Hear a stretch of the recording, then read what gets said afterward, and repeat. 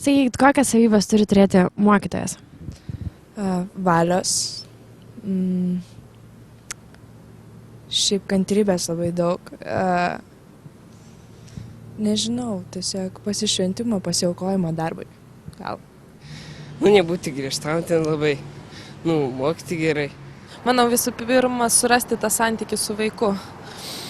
Ta ryšį, aš kažkiek irgi susidariu su vaikais, tai, turbūt sunkiausia yra pajusti tą vaiką, kiek jisai, kad, būti kažkiek ir autoritetu, nes vaikas iš tikrųjų mokykloje labai daug laiko praleidžia, tai...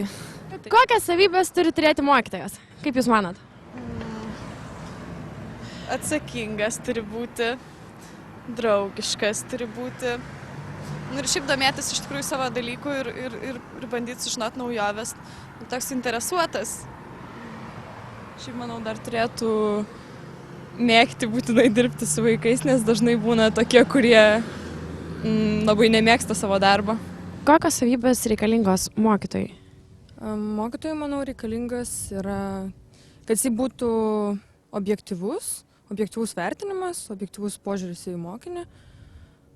Čia, man atrodo, svarbiausia savybė ir kad palaikytų labai gerus santykius su mokiniais, kad būtų draugiški ir neįsivaizduotų, kad jie yra kažkuo aukštesni, kažkuo viršesni ir panašiai. Supratingumą, pasistengti nerėkti, bet turi turėti daug kantrybės dar. Ir manau, kad jeigu atsikeli su bloga nuotaika, tai turi ją palikti už durų ir nereikšti visos blogos nuotaikos visai mokiniam. Pirmiausia, žmogiškumą, sąžiningumą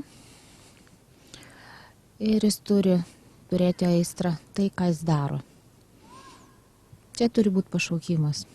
Pirmiausia, tai turbūt labai daug kantrybės. Paskui meilės vaikams ir, aišku, profesionalių žinių.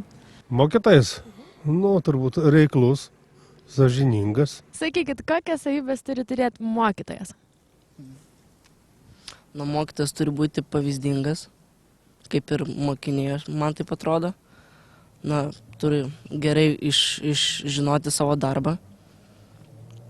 Turi, manau, bendradarbiauti mokinys su mokytoju. Mokytojas turėtų būti tolerantiškas iš tiesų, nes iš tiesų mokiniai kartais stengiasi, o mokytojai kartais to ir nelabai net pastebi. Iš tiesų, mokytojai suaugę žmonės ir jie irgi turi savų problemų ir kartais mokinius jie labai taip blogai vertina iš tiesų.